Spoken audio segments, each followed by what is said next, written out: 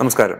ഞങ്ങളുടെ അടുത്ത് പല പേഷ്യൻസും വന്ന് പറയാറുണ്ട്, അവരുടെ ഒരു സൈഡിൽ, ഉദാഹരണത്തിന് അവരുടെ ലെഫ്റ്റ് സൈഡിൽ കണ്ടിന്യൂസ് ആയിട്ട് വേദനയും പുളിപ്പും അനുഭവപ്പെടുന്നുണ്ട്. പക്ഷെ അവർക്ക് നോക്കിയിട്ട് അവിടെ പല്ലുകൾക്ക് പ്രത്യേകിച്ച് കേടോ അല്ലെങ്കിൽ വേറെ പ്രശ്നങ്ങളോ ഒന്നും തന്നെ കണ്ടിട്ടില്ല.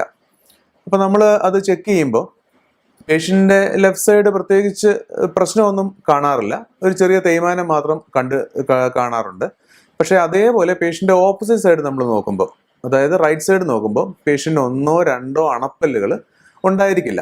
അവരത് വർഷങ്ങൾക്ക് മുമ്പ് എടുത്ത് മാറ്റിയിട്ടുണ്ടാവും. ചിലപ്പോൾ അവർ അങ്ങനെ ആ പല്ലുകൾ എടുത്ത് മാറ്റിയതിന് ശേഷം പല്ല് വെക്കാതെ, ലെഫ്റ്റ് സൈഡ് പല്ലുകൾ ഉണ്ടല്ലോ അവിടെ ചവയ്ക്കാമല്ലോ എന്ന് ഉദ്ദേശിച്ച് പല്ല് റൈറ്റ് സൈഡിൽ വെക്കാതിരിക്കും.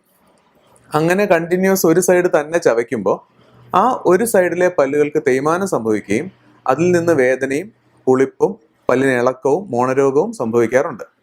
അപ്പോൾ ഒരു സൈഡിലെ പല്ല് അല്ലെങ്കിൽ ഒരു പല്ല് എടുത്തു കളഞ്ഞാൽ അവിടെ പല്ല് വെക്കേണ്ടതിൻ്റെ ഇമ്പോർട്ടൻസിനെ കുറിച്ചാണ് ഞാൻ പറയുന്നത്. ഇപ്പോൾ നമ്മൾ ഒരു സൈഡിലെ ഒരു അണപ്പല്ല് എടുത്തു മാറ്റുമ്പോൾ അവിടെ എന്തൊക്കെയാണ് സംഭവിക്കുന്നത് എന്നുള്ളത് നമുക്കൊന്ന് എക്സ്പ്ലെയിൻ ചെയ്യാം. ഇപ്പം ഉദാഹരണം നിങ്ങൾ പടത്തിൽ പിക്ചറിൽ കാണുന്നത് പോലെ ഒരു അണപ്പല്ല് എടുത്തു മാറ്റിയ സ്ഥലത്തേക്ക് ആ ഭാഗത്ത് എന്തൊക്കെ മൂവ്മെന്റ്സ് ആണ് സംഭവിക്കുന്നത്.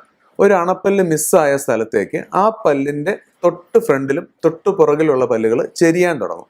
ആ ചെരിയുന്നതോടുകൂടി അതിൻ്റെ അപ്പുറത്തുള്ള സ്പേസ് ഓപ്പൺ അപ്പ് ആവും.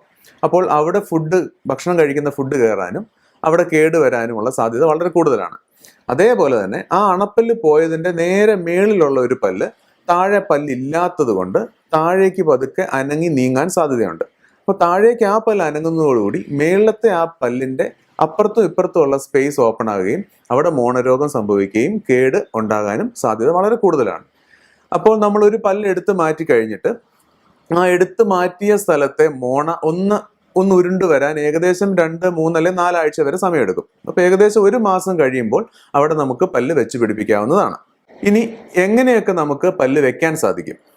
അതായത് ഒന്നുകിൽ നമുക്ക് ഫിക്സഡ് ആയിട്ട് അല്ലെങ്കിൽ ഊരി വെക്കുന്ന രീതിയിൽ പല്ല് നമുക്ക് വെക്കാൻ സാധിക്കും. അപ്പോൾ ഊരി വെക്കുന്ന രീതിയിൽ പല്ല് വെക്കുക എന്ന് ഉദ്ദേശിച്ചാൽ പേഷ്യൻറ്റിന് സ്വയം ആ പല്ല് വായിൽ നിന്ന് എടുത്ത് മാറ്റാനും തിരിച്ചു വെക്കാനും സാധിക്കുന്ന പല്ലുകളായിരിക്കും. ഫിക്സഡ് ആയിട്ടുള്ള പല്ലുകൾ എന്ന് ഉദ്ദേശിക്കുന്നത് നമ്മൾ അപ്പുറത്തെയോ ഇപ്പുറത്തെയോ അല്ലെങ്കിൽ മോണയിലോ ഉറപ്പിച്ച് വെക്കുന്ന പല്ലുകളായിരിക്കും. അത് പേഷ്യൻറ്റിന് എടുത്തു മാറ്റാൻ പറ്റുന്നതല്ല, അതല്ലെങ്കിൽ എടുത്തു മാറ്റേണ്ട ആവശ്യം വരുന്നില്ല. ഉറച്ച പല്ലുകളായിരിക്കും അത്. ആദ്യമായി നമുക്ക് ഫിക്സഡ് ആയിട്ട് എങ്ങനെയൊക്കെയാണ് പല്ല് വെക്കുന്നതിനെ പറ്റി എക്സ്പ്ലെയിൻ ചെയ്യാം. ഏറ്റവും കോമൺ ആയിട്ട് ചെയ്തു വരുന്ന രീതിയാണ് ക്രൗൺ ആൻഡ് ബ്രിഡ്ജ് എന്ന് പറഞ്ഞ ഫിക്സഡ് ആയിട്ട് പല്ല് വെക്കുന്ന രീതി. അതായത് പാലം പണിയ എന്ന് പച്ച മലയാളത്തിൽ പറയാം. ഒരു പല്ലില്ലാത്ത സ്ഥലത്തിൻ്റെ തൊട്ട് പുറകിലത്തെയോ തൊട്ട് മുൻവശത്തെയോ പല്ലിലേക്ക് നമ്മൾ ക്യാപ്പാണ് ഇടുന്നത്. അതായത് തൊട്ട് പുറകിലത്തെയും മുൻവശത്തെയും പല്ല് നമ്മളൊന്ന് ഷേപ്പ് ചെയ്ത് ചെറുതാക്കും. അത് ആരോഗ്യമുള്ള പല്ലുകളായിരിക്കണം നിർബന്ധമുണ്ട്. അതായത് ഇപ്പോൾ ഉദാഹരണത്തിന് നമുക്ക് പല്ല് വെക്കേണ്ട ആ സ്ഥലത്തെ പല്ലിന് തൊട്ട് മുൻവശത്തെ ഒരു പല്ലിന് കേടുണ്ടെന്ന് വിചാരിക്കുക. അങ്ങനെയുള്ള കേസ് ആകുമ്പോൾ നമുക്കത് ചിലപ്പോൾ റൂട്ട് കനാൽ ചെയ്തിട്ടേ അതിൽ ക്യാപ്പ് ഇടാൻ പറ്റുള്ളൂ. കേടോ പ്രശ്നമോ ഇല്ലാത്ത അല്ലെങ്കിൽ ആരോഗ്യമുള്ള ഒരു പല്ലാണെങ്കിൽ റൂട്ട് കനാൽ ചെയ്യാതെ തന്നെ നമുക്ക് ഈ ക്യാപ്പ് ഇട്ട് ബ്രിഡ്ജ് ചെയ്യാവുന്നതാണ്. അപ്പോൾ നമ്മൾ തൊട്ട് ഫ്രണ്ടിലത്തെയും പുറകിലത്തെയും പല്ലുകളൊന്ന് ഷേപ്പ് ചെയ്തിട്ട് അതിൻ്റെ അളവെടുത്ത് നമ്മൾ ലാബിലേക്ക് കൊടുക്കും.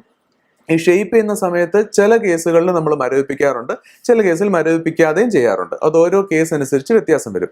അപ്പോൾ മരവിപ്പിച്ച് ഷേപ്പ് ചെയ്ത് നമ്മൾ അളവെടുത്ത് ലാബിലേക്ക് കൊടുക്കും. അപ്പോൾ ലാബിൽ നിന്ന് അവർ ആ ബ്രിഡ്ജ് എന്ന് പറഞ്ഞ സാധനം അളവിൽ ഉണ്ടാക്കി തരും. അപ്പോൾ ആ പേഷ്യൻറ്റിൽ വന്നിട്ട് അത് തിരിച്ച് ഫിക്സ് ചെയ്ത് നമ്മുടെ ഡെന്റൽ സിമെന്റ് വെച്ച് ഫിക്സ് ചെയ്ത് ഉറപ്പിക്കുകയാണ് ചെയ്യുന്നത്.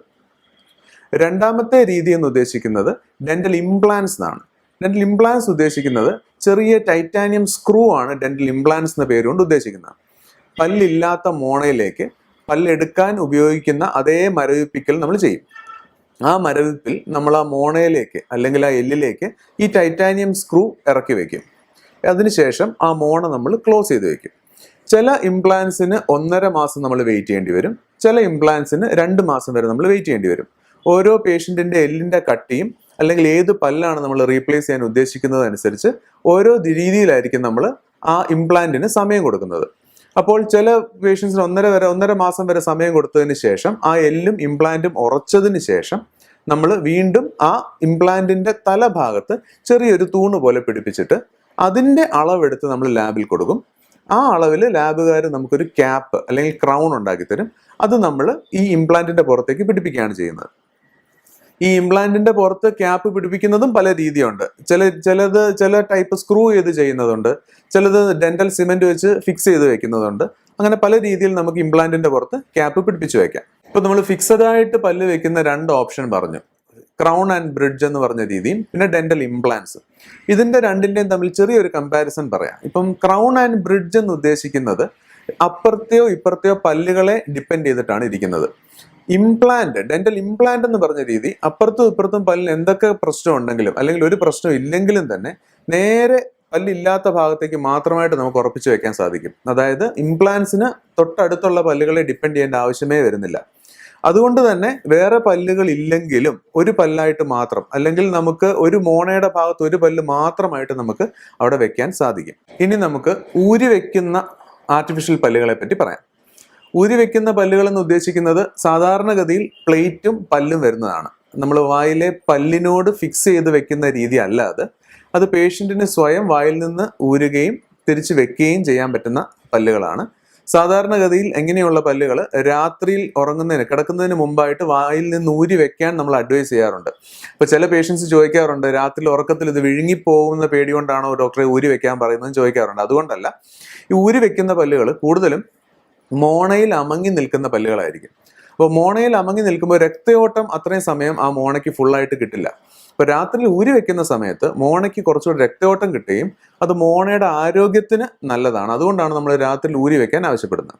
ഇപ്പോൾ ഊരി വെക്കുന്ന പല്ലുകൾ പല ടൈപ്പ് വരുന്നുണ്ട്. ഇപ്പം ഒരു സിംഗിൾ ഒറ്റ പല്ലായിട്ട് തന്നെ നമുക്ക് ഊരി വെക്കുന്ന രീതിയിൽ പല്ല് വെക്കാം. 2 പല്ല് വേണേൽ വെക്കാം. 3, 4, 5, 6 പല്ലുകൾ വേണേൽ വെക്കാം. പിന്നെ എല്ലാവർക്കും അറിയാവുന്നതുപോലെ ഫുൾ സെറ്റ്, പല്ലില്ലാതെ ഒറ്റ പല്ല് പോലും ഇല്ലാത്ത പ്രായമുള്ള ആൾക്കാർ ഫുൾ സെറ്റ് മേളിലും താഴെയും ഉപയോഗിക്കാറുണ്ട്. അതും ഊരി വെക്കുന്ന പല്ലിൽ തന്നെ പെടുന്നതാണ്. പിന്നെ ഊരി വെക്കുന്ന പല്ലുകൾ വേറെ ടൈപ്പ് വരുന്നത് എങ്ങനെയാണെന്ന് വെച്ചാൽ കമ്പിയും പ്ലേറ്റും ഉള്ള ടൈപ്പാണ് കോമൺ ആയിട്ട് വരുന്നത്. അതിൽ തന്നെ കമ്പി ഉപയോഗിക്കാതെ പ്ലേറ്റ് മാത്രം വരുന്ന പല്ലുകളും ഉണ്ട്. അതിൽ തന്നെ ഫ്ലെക്സിബിൾ ആയിട്ടുള്ള പ്ലേറ്റ് വരുന്ന പല്ലുകളും ഉണ്ട്. ഇനി ഇതൊന്നും കൂടാതെ തന്നെ മെറ്റലിന്റെ പ്ലേറ്റ് വരുന്ന പല്ലുകളും ഉണ്ട്.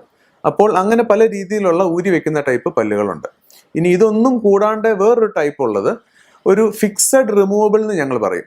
അതായത് അതിന്റെ ഒരു ഭാഗം പല്ലിൽ, നമ്മുടെ വായിലുള്ള നല്ല പല്ലിലേക്ക് ഉറപ്പിച്ചു വെക്കുകയും മറ്റൊരു ഭാഗം നമുക്ക് എടുക്കുകയും ചെയ്യാൻ പറ്റുന്ന രീതിയിലുള്ളതായിരിക്കും.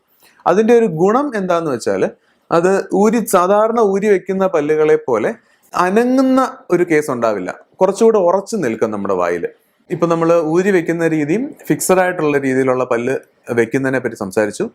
അതിൽ ഊരി വെക്കുന്നത് പേഷ്യൻസിന് കുറച്ചുകൂടെ ബുദ്ധിമുട്ടുള്ളതായിട്ടാണ് ഇത്രയും നാളത്തെ ഫീഡ്ബാക്കിൽ നിന്ന് മനസ്സിലാവുന്നത്. ഫിക്സഡ് എന്നുള്ളത് കുറച്ചുകൂടെ കംഫർട്ടബിൾ ആണ് പേഷ്യന്റിന്. ഊരി വെക്കുന്നത് രാത്രി ഊരി വെക്കണം. യങ് ഏജിലുള്ള പേഷ്യൻസിനൊക്കെ ഊരി വെക്കുന്ന രീതിയിലുള്ള പല്ല് വെക്കുന്നത് വളരെ ബുദ്ധിമുട്ടുണ്ടാക്കാറുണ്ട്. യാത്ര ചെയ്യുമ്പോൾ അത് കൊണ്ടു നടക്കാൻ ബുദ്ധിമുട്ടാണ്. ഫിക്സഡ് ആണെങ്കിൽ അങ്ങനത്തെ ബുദ്ധിമുട്ടുകളൊന്നും ഉണ്ടാവുന്നില്ല. നമ്മൾ വായിൽ അവിടെ തന്നെ ഉറച്ചിരുന്നോളും. ഊരേണ്ട ആവശ്യമൊന്നും തന്നെ വരുന്നില്ല. പിന്നെ നമ്മൾ പല്ല് വെക്കേണ്ടതിന്റെ ആവശ്യകതയെ പറ്റി ഞാൻ സംസാരിച്ചു. പലരും വിചാരിക്കുന്നത് ഒരു സൈഡിൽ ഒരു അണപ്പല്ലല്ലേ എനിക്ക് പോയിട്ടുള്ളൂ, ഇപ്പുറത്തെ സൈഡിൽ എല്ലാ പല്ലുകളും ഉണ്ട്, 32 പല്ല് എനിക്ക് 31 പല്ലും ഉണ്ട്, പിന്നെ എന്തിനാണ് ഞാൻ ഒരു പല്ലായിട്ട് വെക്കുന്നത്? പക്ഷേ 1, 2, 3 വർഷം കഴിയുമ്പോൾ അതേ പേഷ്യൻസ് തന്നെ വന്ന് പറയാറുണ്ട്, എനിക്കോ ഒരു പല്ല് നഷ്ടപ്പെട്ടതിൽ പിന്നെ ഇപ്പുറത്തെ സൈഡ് തന്നെ ചവച്ചിട്ട് ഇപ്പുറത്തെ ഒരു പല്ല് പ്രശ്നമായി.